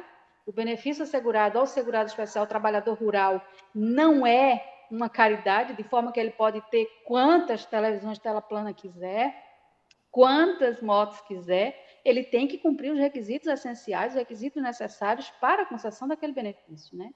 E é difícil a gente dizer assim, dentro dessa conduta, dizer assim, doutor, excelência, não, a gente tem que promover aqui o aspecto social, buscar o direito fundamental e garantir o direito social dessa pessoa, porque ele tem sim os requisitos, né? Então é um trabalho realmente de convencimento, né? E eu acho que o advogado não dá para fugir disso, né? O trabalho do advogado realmente é de convencimento. Outro aspecto interessante também da tua fala aí que eu captei, associando aqui, Juliane, recentemente eu estava em discussão para a promoção de um artigo em que a gente estava, assim, eu estava querendo discutir o meu tema e eu estava levantando a seguinte hipótese, né? Como, por exemplo, a questão dos precedentes em matéria previdenciária promove segurança jurídica.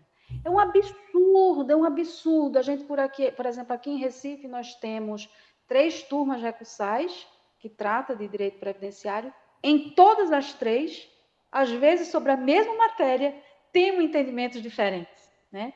De forma que, às vezes, você consegue garantir o direito de um e, na mesma circunstância, não garante de outro, né? Como que se concebe isso? Como é que eu vou explicar, por exemplo, ao seu João, que o amigo dele, trabalhando na mesma empresa, disposto aos mesmos agentes nocivos, conseguiu e ele não, né? Mas o pior de tudo é que a gente vê que essa briga, né, essa luta pelo reconhecimento do direito fundamental da pessoa, ela está, inclusive, até nas turmas, né, nos graus superiores. A gente vê divergência na TNU, a gente vê no STJ, então, com frequência, a TNU vai dizer assim, olha, sobre tal questão, é garantido ao trabalhador isso aqui, porque é um direito dele, assim, assim, assado. Aí vai em sede repetitiva para o STJ, muda tudo, né? Às vezes, aquele trabalhador que está ali buscando aquele benefício, quando aquela decisão ainda não foi realmente pacificada de um modo geral, consegue, transita em julgado, o outro que está buscando não consegue, sendo direito igual, né? Então, assim, basicamente isso eu achei interessante no que tu falou e relembrei essas questões aqui e realmente, de fato, concordo como é desafiador a gente buscar a promoção dos direitos fundamentais, né, dos direitos sociais, e ainda, finalmente, aqui, finalizando com o que o Renan falou, né, questão interessante de como também a gente é pacífico em muitas coisas, não só nessa questão jurídica, né, nós, por vezes, a gente vê o próprio advogado que, às vezes, cruza os braços de não, porque é um juiz, eu não vou questionar. Não, mas é justamente porque ele erra também, porque todos nós erramos, que a gente tem que que buscar o que é essencial. Então, eu digo sempre isso, quando o cliente chega, eu olho para o direito, eu olho para o cliente, eu olho qual possibilidade dentro da lei, dentro da jurisprudência, eu posso buscar para fazer o melhor, dentro realmente, querendo resguardar realmente o direito e a justiça daquele caso. Mas, finalmente, para finalizar aqui com o que Renan falou, como a gente é pacífico e como a gente, né, se conforma, né, com tantas coisas, veja que essa equação ela é muito desproporcional, que, por exemplo, se tira do segurado, a gente aqui deu alguns exemplos do trabalhador, e o que, por um contraponto, se promove e o que se mantém, né, tanto no lado político quanto no lado, ora, me diga onde que, por exemplo, uma pessoa que é juiz, pelo fato de ser juiz, tem que ter um auxílio para pagar uma escola de um filho. Gente, qualquer trabalhador brasileiro para pagar a escola do seu filho, ele precisa desembolsar o seu valor, né? Precisa desembolsar o que é devido. Por que que essas pessoas têm de diferente, né, das outras? Bom, basicamente isso, gente. Eu me despeço aqui de vocês, parabenizando aqui a todos, desejando a todos um feliz domingo. Já coloquei aqui no chat, que infelizmente vou ter que sair mais cedo, mas foi uma honra muito grande, viu? Bom domingo para todos. Núbia, eu também não tinha certeza, eu vi seu nome aqui, falei, será que é a Núbia lá do IBDP? Eu já vi seu nome, eu acho que a gente não se conheceu pessoalmente ainda, né?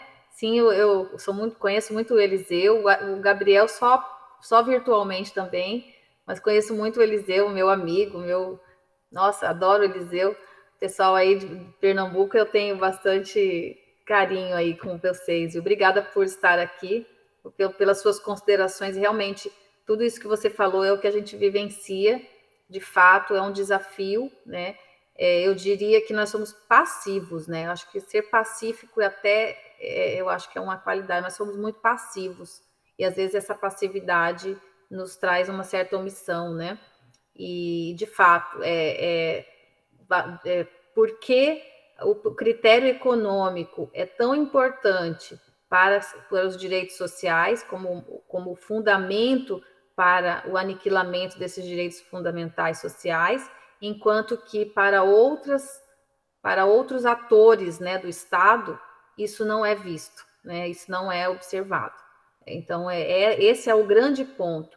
Na verdade, nós ainda estamos muito pautados no orgulho e no egoísmo, que são as duas chagas aí da nossa humanidade, né? Que são os nossos desafios de progresso. Obrigada, Núbia. Eu sei que você está com um tempinho aí.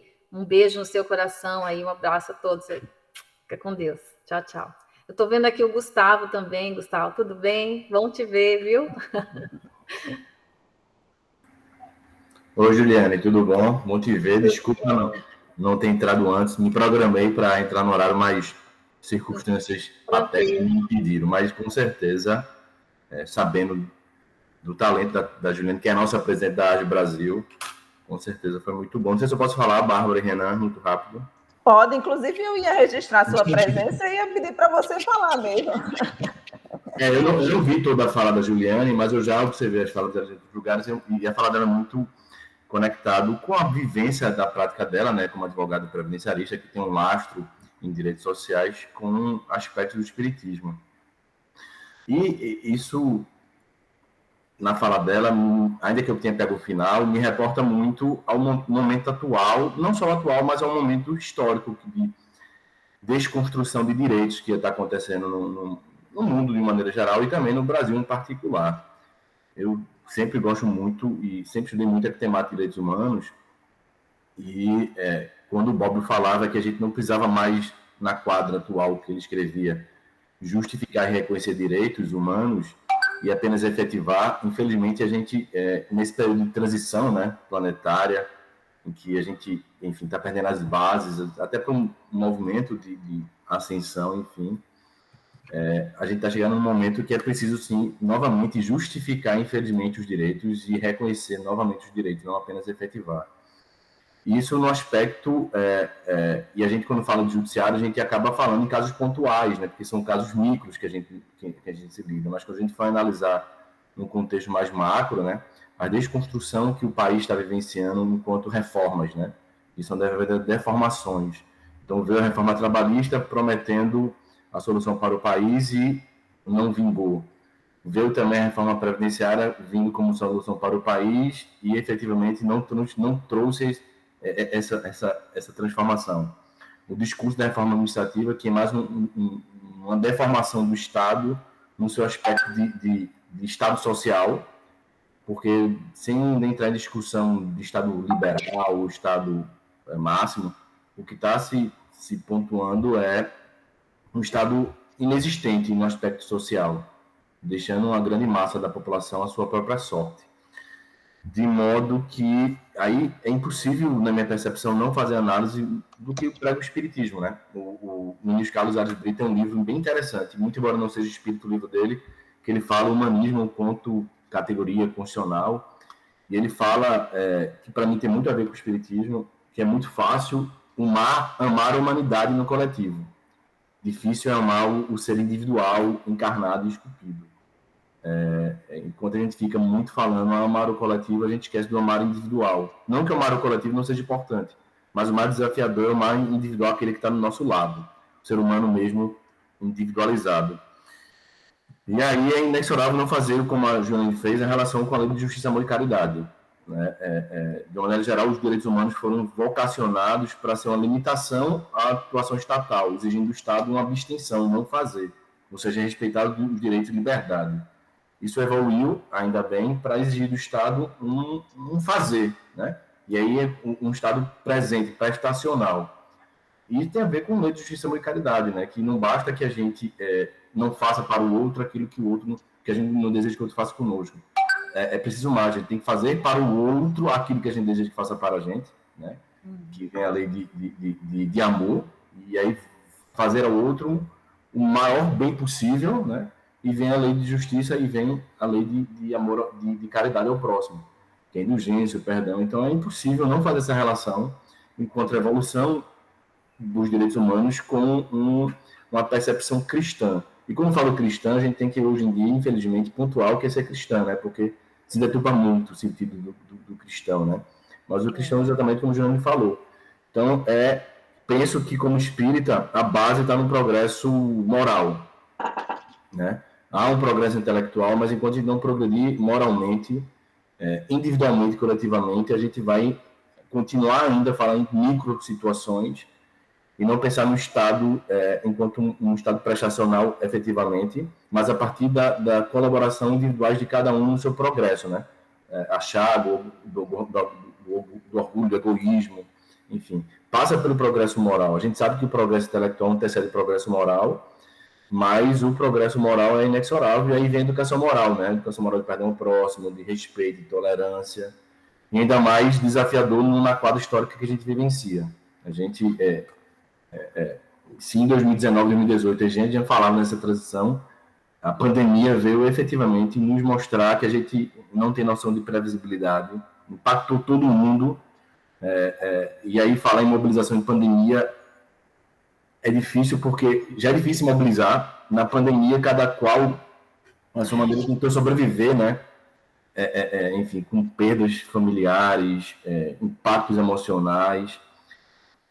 E chegamos no fundo do poço da transição, a gente não sabe, mas a gente está num momento de transição muito efetivo e depende de nós essa travessia, né? Então, parabéns a Juliane por trazer sempre essa lei de justiça e caridade, que é o maior mandamento entre as leis morais, que traz Jesus como nosso paradigma. Então, Juliane, parabéns, obrigado e sucesso aí na AGE Brasil. Obrigada, Gustavo, obrigado mesmo. Estamos juntos aqui.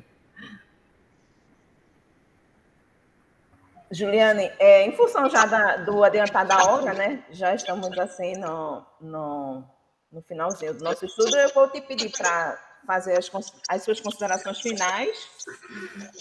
Certo. Bom, dentro do que o Gustavo falou mesmo, seria a ideia é trazer essa reflexão para todos nós. É desafiador. Eu tenho refletido muito, especialmente nesse período de pandemia, e como o Gustavo disse mesmo, fazer mobilização já é difícil. No meio da pandemia, praticamente ficou impossível, especialmente o ano passado. Esse ano, como eu disse no início, eu não sei para vocês, mas eu sinto que 2021 está mais pesado do que 2020. Porque, não sei, pelo menos é uma sensação que eu tenho, porque parece que eu estou tentando conciliar a vida presencial com a vida online, então parece que está tudo muito mais tumultuado. Porém, é possível, e nós estamos caminhando para um ajuste de tudo isso, a sociedade, as pessoas. Ver o outro realmente é o nosso maior compromisso como cristãos, olhar para o nosso próximo, para o nosso o indivíduo que está conosco. Né? Como eu disse em alguns exemplos durante a minha fala, às vezes a gente trabalha o coletivo, mas a pessoa tem a funcionária dela, o trabalhador que trabalha com ela não está sendo bem amparado. Né? Você tem um funcionário que você não sabe nem o que acontece com a vida dele. Às vezes a pessoa que trabalha do teu lado, que você paga o salário para ela, uma empregada doméstica, muitas vezes, a sua secretária, e você não sabe o que acontece com a vida dela. Então, o seu lar, né? Então, a gente precisa trabalhar isso sobre tantos aspectos que nada mais é do que o resumo da lei de justiça, amor e caridade, né? Trabalhar o amor como caridade e a caridade como amor e vice-versa, que são praticamente sinônimos. E a gente não entendeu ainda essa simbologia. Nós estamos nesse trabalho ainda de construção. Trabalhar o que move o nosso coração para fazermos melhores escolhas, para transformar a sociedade. Cansei já. Mas essa encarnação, eu tenho para mim, e não falo isso como pessimista, não. Não falo isso porque eu sou pessimista. Pelo contrário, eu gosto muito do Ariano Suassuna, que fala, eu sou não sou nem pessimista nem otimista, eu sou um otimista esperançoso, um realista esperançoso. É isso. É uma coisa assim que ele fala, né? Sou um realista esperançoso. Eu me considero assim, sou uma realista esperançosa. Penso eu que na nossa encarnação atual, assim, nós aqui temos pessoas mais ou menos da mesma faixa etária, entre 40 a 50 e poucos anos, talvez, né? Acho que nós não vamos ver isso acontecer. Mas eu quero crer que os nossos filhos vão ver um mundo melhor, no sentido de mais harmonia. Mais harmonia. Mas para isso, a gente vai precisar arar bastante essa terra, que a gente está precisando arar a terra ainda. A gente, como o Gustavo falou, esse retrocesso de reconhecer os direitos humanos, reconhecer, porque eles estavam precisando ser efetivados. Agora nós vamos precisar levantar de novo. É um novo levante de direitos humanos. Eu sinto que, como aconteceu no pós-Segunda Guerra, que precisou ter esse levante dos direitos humanos, nós estamos precisando fazer agora novamente. E aí tem que partir de nós, porque naquela ocasião pessoas muito corajosas fizeram isso. E agora é a nossa vez, talvez. Sinto isso. Para que nossas próximas gerações não demorem tanto para reconhecer esse mundo mais harmônico. Não diria já em regeneração, mas já na transição mais leve. Porque eu penso que nós estamos no olho do furacão da transição. Mas estamos aqui. E com a graça de Deus, com essa oportunidade, né? Para a gente ter um bônus hora aí. para as nossas vidas enquanto espíritos que somos. É isso, gente. Muito obrigada. Eu peço assim, desculpa se eu me embolei um pouco no começo. Eu tenho um fuso horário aqui, diferente de vocês. Eu estava falando com o Edu. Então, a gente acorda e eu demoro um pouquinho para pegar no tranco. Então, eu vou pegando no tranco aos poucos. Tá? Espero que eu tenha contribuído um pouco com vocês. Agradeço também a contribuição que me foi dada, vocês estarem aqui um domingo de manhã para me ouvirem, né? Eu falo que é sempre uma paciência e uma generosidade de quem ouve. E estou sempre à disposição, gente. Assim, é difícil às vezes encaixar a agenda e tal, mas a gente está à disposição. E aí vem o Congebras, tá? Não posso esquecer de falar para vocês. Congebras, dia 3 e 4 de dezembro, tá? Vai ser online, transmitido pela TV7 e também no nosso canal do YouTube da AGE Brasil. compartilhem, já começamos a divulgar essa semana, temos vários palestrantes aqui que vão participar, o tema vai ser liberdade, igualdade e fraternidade em tempos de pandemia. Vai estar bem bacana, temas muito relevantes para a gente refletir enquanto espíritas e juristas que somos, tá bom? E é isso, finalizo aqui, já falei bastante.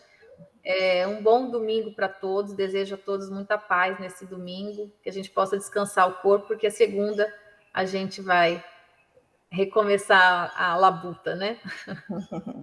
Verdade, Juliane, foi ótimo, muito obrigada, muito bom te ouvir, embora o tema seja difícil, né? A gente fica fazendo várias reflexões, mas muito gostoso te ouvir. Você é professora, né? Tem uma retórica excelente, muito bom, além de trazer o conteúdo excelente também.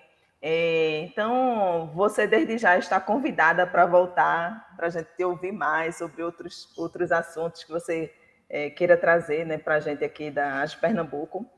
E é isso, parabéns, obrigada, volte sempre.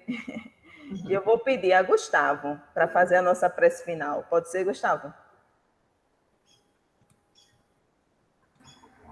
Pode sim.